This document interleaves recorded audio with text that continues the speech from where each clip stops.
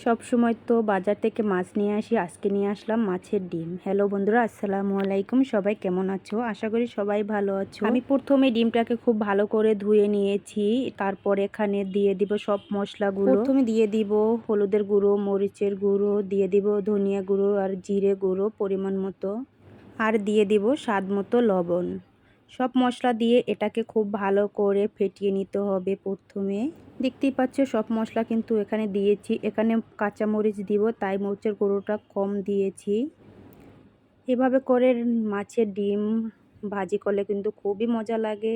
আর তোমরা চাইলে একদম একসঙ্গে পানি দিয়েও ভেজে নিতে পারো। আজকে সেরকম না, আমি একদম ভিন্নভাবেই এটাকে ভেজে নিব। ডিমটাকে ভালো করে ফেটিয়ে নিয়েছি। এখন চুলা একটি কড়াইতে তেল দিয়েছি, বা পেঁয়াজ কুচি আর মরিচের ফালি কিছু দিয়ে কিছুক্ষণ নাড়াচাড়া করে নিব। এখানে কিন্তু তেলের পরিমাণটাও একটু বেশি দিয়েছি, পেস্টটাও একটু বেশি দিয়েছি। এখন একটু আদা রসুনের পেস্ট দিয়ে তেলের ভেতরে এটা ভেজে নিতে হবে। এখন চুলার আঁচটা একদম লো আঁচে রেখে একটু নাড়াচাড়া করে নিব। পেস্টটা ব্রাউন কালার করে ভাজা হয়ে গেলে এখানে দিয়ে দিব ফেটিয়ে রাখা ডিমগুলো। এখন ডিমটাকে খুব ভালো করে পেস্ট তেলের সঙ্গে মিশিয়ে নিতে হবে, ভালো করে নাড়াচাড়া করে নিতে হবে। দেখতেই পাচ্ছ আমি কিন্তু এটাকে ভালো করে নাড়াচাড়া করে নিচ্ছি। কিছুক্ষণের জন্য নাড়াচাড়া করে নিচ্ছি, যতক্ষণে না কাঁচা গন্ধটা চলে যায় সব মশলার, ততক্ষণ কিন্তু একটু নাড়াচাড়া করে নিতে হবে।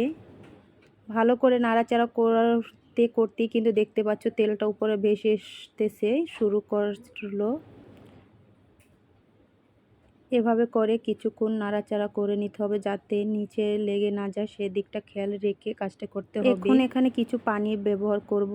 বেশি পরিমাণে পানির প্রয়োজন নেই, অল্প পানি দিয়ে চুলার আঁচটা হাইটে দিয়ে বলক আনার জন্য অপেক্ষা করতে হবে। এখন এটাকে কিছুক্ষণ চুলার উপর রেখে জাল করে নিতে হবে, যতক্ষণে না পানিটা শুকিয়ে যায়।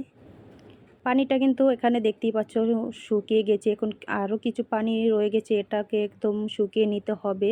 তোমরা একবার হলো বাসায় এভাবে করে ট্রাই করে দেখবে যে কতটা সুস্বাদু হয়। খেতেও কিন্তু খুব দারুণ হয়েছে, আর ভাজাটা একদম খুব ভালো একটি কালার চলে এসেছে। এভাবে করে ডিম ভাজি করলে আর কোনো তরকারির প্রয়োজন হবে না। ভিডিওটা ভালো লাগলে একটি লাইক কমেন্ট ও শেয়ার করে দিবা। চ্যানেলে যদি নতুন হয়ে থাকো চ্যানেলটাকে সাবস্ক্রাইব করে দিবা। আমি এখানে কিন্তু ধনিয়া পাতা দিয়েছি কিছু।